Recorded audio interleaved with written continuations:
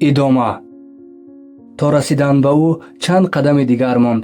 сураташ аз ҳайрати омехта бо изтироб чун девор сафед шуд ва мисли шохае аз дарахт бурида ба замин афтид. сарашро рӯи зонуам гузоштам, мӯйҳои бармаҳал сафедшуда ва чеҳраи рангпаридаи ӯро навозиш кардам. буғз доштам. мехостам фарёд бизанам ва аз ин тӯдаи буғз, ки солҳо дар гулӯям ҷамъ шудааст, раҳо ёбам. дар як дам занҳои зиёде болои сари мо ҷамъ шуда, яке Маҳнӯзро бод медод, дигаредастони шахшудаашро мемолид ва занҳои дигар бо тааҷҷуб ба мо нигоҳ мекарданд. саранҷом Маҳнӯз чашмонашро боз карду, гӯё аз хоби гароне бедор шуда бошад, ба замин нишаст ва бо ҳайрат ба ин ҳама мардум, ки болои сараш ҷамъ шуданд, нигоҳ кард. мардумаки сиёҳи чашмонаш бузург шуда, ранги обии дидагонашро ба як ҳалқаи борик табдил медод. дастонаш чун ях сард буданд ва танаш беист меларзид. Маҳнӯз, ҳарфамро дуруст шунидӣ? ин мардаки хушрӯ додарат аст. Фарҳод зинда аст.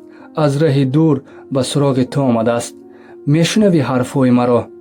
азим мисли одаме ки бо ношунавое суҳбат мекунад, хам шуда дар гӯши Маҳнӯз фарёд мезад. Маҳнӯз бо нигоҳе, ки дар он ба ҷуз пӯчи ҳеҷ эҳсоси дигаре хонда намешуд, бегонавор ба ман хира шуд. шабеҳи гаҳвораҷунбонак ба чапу рост такон мехӯрд ва бутаҳои паҳлӯяшро бо ангуштонаш решакан мекард.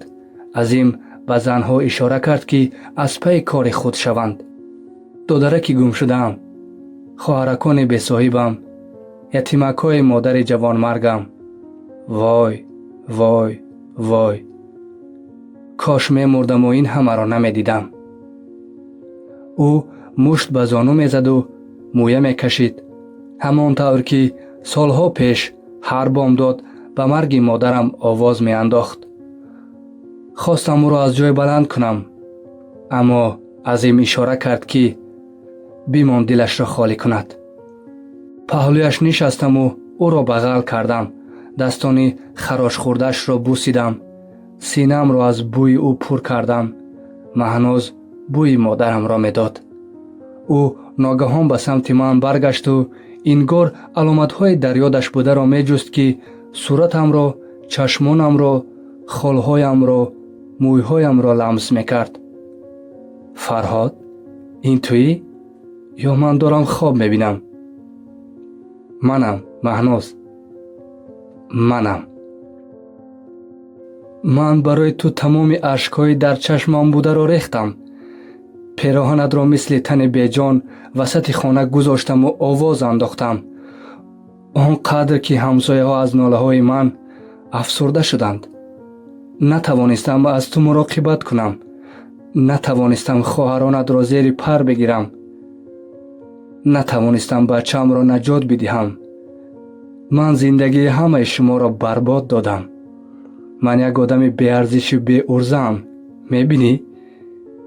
ҷигарам аз ғусса лахлах мешавад, аммо ашке надорам, ки ба пои ту бирезам.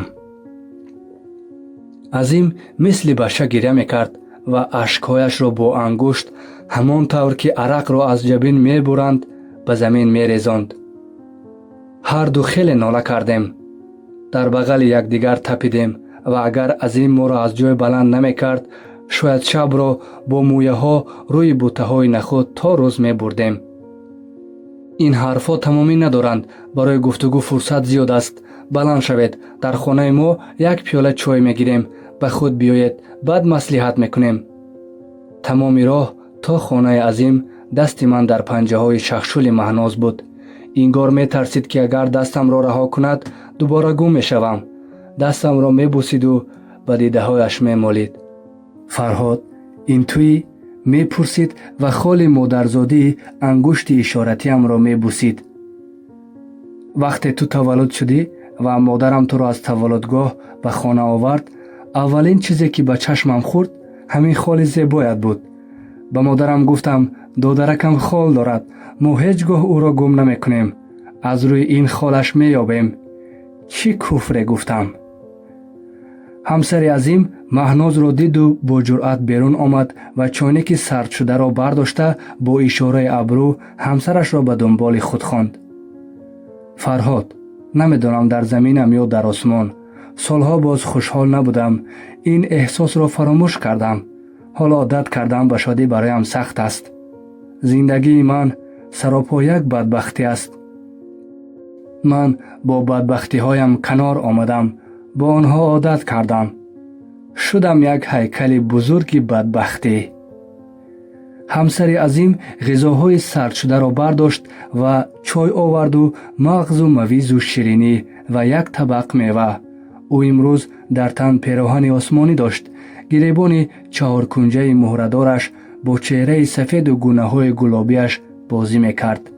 азим ба гӯшаи чашм ба ҳамсараш тавре нигоҳ мекард, ки ӯ сараи яқаашро дар мушт гирифту бо аҷала ба сӯи ошхона рафт. азим бигиреди маъмулиашро гуфту лалии пистаро пеш кашид. ҳад задам, ки агар ҳоло ба пистахӯрӣ шурӯъ кунад, то холӣ шудани лалӣ сар намебардорад. ман аҷала доштам. мехостам Маҳнозро бо худ ба шаҳр бубарам. нахостам дар ҳузури азим аз сарнавишти хоҳаронам суол кунам. метарсидам, ки дубора дучори ваҳшатзадагӣ мешавад ё Маҳноз дубора ғаш мекунад. акай азим, истгоҳи шустушӯи мошин дар куҷо бошад? мошинро мешустем. ин ҷо аз он истгоҳҳои гуфтагият нест. ба ҳамин бачаҳои пушти дар 2-3 сомон бидеҳ, аз карвош беҳтар мешӯянд. профессионал шудагиянд. бачаҳо воқеан ҳам мошинро ба истилоҳ лесиданд ва 100 сомониро гирифта даст пеши бар борҳо ташаккур гуфтанд ва хушҳолона ба тарафи мағоза давиданд. барои хушбахтии онҳо ҳамин 100 сомонӣ кофӣ буд. Маҳноз, бо ман ба Душанбе меравӣ? чашмони хоҳарам аз шодӣ барқ заданд. ба гунаҳояш сурхӣ дамид ва лабханди ширинаш чолаҳои зебои дубари рӯяшро амиқтар кард. аммо ин хушҳолӣ ба ҳамон суръате, ки дар чеҳрааш зоҳир шуд, бо ҳамон суръат фурӯ нишаст. намедонам Мӯйсафед иҷозат медода бошад, гуфт ӯ маъюсона. мехоҳӣ ман бо ӯ суҳбат кунам? не, одами бадфеъл аст, туро меранҷонад. ман худам ба ӯ мефаҳмонам. манзили Маҳноз дар 10 дақиқагии хонаи азим дар кӯчаи танге ҷойгир буд, ки мошини ба ин бузургӣ роҳашро ба сахтӣ убур мекард, то оинаҳои ҷонибӣ ба дару тирезаи бар нахӯранд. хонаҳои ду тарафи ин ҷоддаи танг мисли дугоник ба ҳам монанд буданд. пасту фарсуда, бо панҷараҳои кӯчаки хира ва бомҳои лоии пур аз коҳу коҳдарза. кӯча аз бачаҳои хурду бузург, ки бо шӯру шавқ ба дунболи як тӯби дамаш баромада медавиданд ва арақ аз сару рӯяшон сарозер мешуд, пур буд. ҳамин ҷо нигаҳ доред. Маҳноз бо аҷала аз мошин пиёда шуд. чӣ кулбаи фақиронае доштааст хоҳари ман. хонаи гилини ӯ аз паси поксадевори начандон баланди бесархорӣ, ки бо гузашти солҳо обшуставу ҳамвор шудааст, чун дар кафи даст намоён буд. оҳаки рӯи девори хонааш, ки эҳтимол замоне якрангу якнавохт буд, акнун чун тани гирифтори барас лаккаҳои сафеду хокистарӣ дошт. кати васати ҳавлӣ начандон бузург, ки як пояи кӯтоҳашро дар такяи санге ба пояҳои дигараш мусовӣ карда буданд, ба ин далолат мекард, ки марди хона дасти ба кор надорад. ҳавлӣ ба ҷуз дарзаҳои пасмондаи нахуду лӯбиё дар зери шипанги рӯ ба суқут дигар чизе надошт. ҳамсари Маҳноз марди ришсафеди сергӯшт ва рафидарӯ, ки дар ин ҳавои гарм дар тан ҷемпир дошт, дар такяи девори дари вурудӣ рӯ ба офтоб пинак мерафт. малҳами зардранге аз пойҳои докапечи ӯ берун метаровид ва асое ҳам дар бағал дошт, ки дастааш мисли пойҳои соҳибаш латтапеч буд. ӯ аз садои сигнали азим, ки барои аз мошин дур кардани бачаҳои кунҷков пахш кард, як қад парид ва чашмаш ба ҳамсараш афтод. ибтидо мутаваҷҷеҳ нашуд, ки Маҳноз аз ҳамин мошини зебо пиёда шудааст, аммо эҳтимол инро ҳад зад, ки ба ӯ ахм кард. Маҳноз ду даст рӯи зону ба самти Мӯйсафед хам шуда, гоҳ бо гардани каҷ ва гоҳ бо сари хам гунаҳгорона ҳисобот медод. чеҳрааш пурра намудор набуд, صدایش هم به گوش نمی رسید. اما از قیافه ترش و گرفته موسفید معلوم می شد که از خبر آمدن دادری همسرش خوشحال نیست. او حرف خواهرم را گاه با چشمان ریز و گاه با دهان نیمه باز گوش می کرد و زود زود میژه می زد. سرانجام عصا را از بغلش پایین فرآورد و در تکیه آن از جای بلند شد. اگر رفتی راه این خانه را فراموش کن، گفت او با صدای بلند که گویا میخواست قرار او را همه بشنود و با ستیزه به طرف مهناز دست افشاند. موسفید شبیه کودکی نوراهگرد تای تای پاپا به خانه در آمد و در را پوشید. مهناز پشت در حیران ماند. او ناعلاجانه کتف در هم کشید و با چشمان محزون به طرف ما نگاه کرد. چیکار کنیم؟ موسفید از خر شیطان نمی فراید. من او را می دانم. بسیار مغرور و یکرو است، گفت عظیم و ماشین را خاموش کرد. مهناز را با خود می برم به همان خانه اجاره. به اجازه این پیرکی نیاز ندارم. در تمام مدتی که عظیم را می دانم برای اولین بار در حضورش با لحنی تند صحبت کردم. او لب زیر دندان ریش‌های دمیده‌اش را خارید و سپس رو به من آورد. یک چیز را در نظر بگیر که تو می آیی و می روی. مهناز اینجا می ماند. بیچاره دوباره سرگردان نشود. می گویم اکای عظیم، دیگر به کسی اجازه نمی دهم که خواهرانم را خار کند. مثل کوه پشتشان می ایستم. این خیل باشد رو بیار مهناز را. بیچاره رهگم زده است. قاطعیت من به عظیم خوش آمد. من با این لباس های گردآلود چطور به شهر می روم؟ مهناز می خواست لباس عوض کند اما جرأت نداشت به خانه‌اش وارد شود. نگران لباس نباش، هر چه دلت بخواهد برایت می خرم. به محض رسیدن به دوشنبه مهناز را به فروشگاه بردم که از اوشانه اولش برای ماده سگ و توله هایش غذا خریده بودم. اوشانه دوم فروشگاه پر از سر و لباس ملی و اروپایی بود. نمیخواست برایش پول خرج کنم. خجالت میکشید و مالهای ارزان شده را لمس میکرد. برایش بهترین کالاها را خریدم. این کمترین کاری بود که در جبران بدبختی هایش انجام دادم. بدبختی هایی که من نیز به آنها حصه گذار بودم. خانه سیدعلی به او پسند آمد. از یک حجره به حجره دیگر میگذشت. به جهاز گرانبها خیره میشد و آنها را با احتیاط لمس میکرد. شاید زندگی در چنین آپارتمان آرزویش بود اما چیزی نمی گفت. هوسهایش را با لبخند خجالت آمیز می پوشاند. بالاخره او را به دوش فرستادم و از پی فرمایش غذا شدم. شرشیر آب دوش و حضور مهناز در کنارم قلبم را از شادی لبریز می کرد. گفتنی این که این لحظه من خوشبختترین انسان روی دنیا بودم چیزی نگفتن است. سفره را با غذاهایی که از طربخانه فرمایش دادم در بالکن باز کردم. هر خوردنی در یخچال و جوانهای آشپزخانه بوده را روی سفره چیدم. میخواستم خواهرم عزیزترین کسم کم و کاسته را نبیند. میخواستم هرچی زودتر تمام سرگذشت خواهرانم را از مهناز بشنوم. اما اول باید شام را تناول کند تا لقمه‌اش با گریه آلوده نشود. مهناز از حمام مثل پری بیرون شد. مویهای تر تارهای سفید را پنهان میکرد و او جوان و جذابتر به نظر می رسید. آخر چرا تو باید همسر یک موی سفید مریض باشی؟ در چند سال برای اولین بار مویهایم را با شامپون شستم. دلم به حالش سوخت. بلند شدم و مویهایش را بویدم تا اشکهای جمع شده در چشمانم را پنهان کنم. این دم چشمم به ماده سگ افتاد که سر پا نشسته بود و به سوی بالکن ما نگاه میکرد. از پی مشکلات خود سگ را از یاد بردم. مهناز، غذا سرد می شود. تو به من شروع کن، من زود برمیگردم. ماده سگ مرا دید و از جای بلند شد و دومی خاکالودش را دوستانه تکان داد. پوزش را به دستانم مالید. از ماشین غذاهای خشک و تر را به کاسه ها ریختم و بطری آب را به کاسه دیگر. سگ لب به غذا نزد و سرش را گاه به یک سو و گاه به سوی دیگر خم میکرد و با محبت به من زل میزد. ببخش رفیق، خانه خودم می بود، تو را کیها می بردم. من اینجا یک مهمانم. صاحب خانه منزلش را از خودش بیشتر دوست می دارد. قول می دهم خانه می خرم و تو را با خود می برم. عذاب بی صاحبی و بی سرپناهی را من هم چشیدم. خداوند آدم‌های خوبی را برایم فرستاد که ما را از خاک بلند کردند. اگر با این همه نگرانی‌هایم خداوند توجه مرا به تو جلب کرد، پس آن معبودی بی همتا سرنوشت بهتری را برایت رقم زده است. سگ با دقت به حرفای من گوش می‌داد، گویا هر سخنم را می‌فهمید.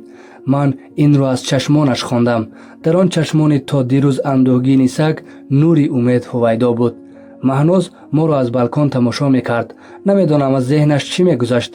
از لحظه پا گذاشتن به این منزل می‌خواست خود را خوشحال نشان دهد، اما نگرانی‌های را در چشمانش می‌خواندم. شام را با هم خوردیم. من 2 فنجان قهوه آوردم و سیگار روشن کردم. نهایت جرأت کردم و از او درباره شهناز و گلناز پرسیدم. کمی دست پاچه شد. خدا شاهد نمیخواستم این شب را با داستان‌های غم‌انگیز خراب کنم، اما چی علاج؟ حالا نمیپرسیدی فردا این سوال حتما مطرح میشد. همون سالها خالم گلستان قول داد که اگر به داماد یافته‌اش ازدواج کنم با شوهرش مشورت کرده است و خواهرانم را به فرزندی میخوانند و بزرگتر که شدند آنها را به من میدهند. گفت که موی سفید هم به این شرط راضی است. مرا در یک ماشین با 1-2 کرته کهنه خودش به وحدت فرستاد و روز دیگر خواهرانم را که یکی 9 و دیگر 11 ساله بود به یتیم خانه داد. موی سفید آدم دلتنگی بود است. گریه های کودک مریضی مرا به سختی تحمل میکرد. شب و روز در خدمتش بودم تا روز خواهرانم را سرابان شود، اما رفتارش را میدیدم و روز به روز به آینده خودم و خانواده امان ناامید می شدم. نمی گذاشت بچه مریضم با ما در یک حجره بخوابد و اجازه هم نمی داد که شب در بر بچه هم باشم. گریه‌اش را از خانه دیگر می شنیدم. دلم را گرگ ها تله می کردند، اما تا موی سفید را خواب نمی برد از بستر بلند نمی شدم. دخترکم 3 ماه بعد ازدواجم با این پیرکی یک شب دیگر صدا نبرآورد و سحر تنی سردش را پیدا کردم.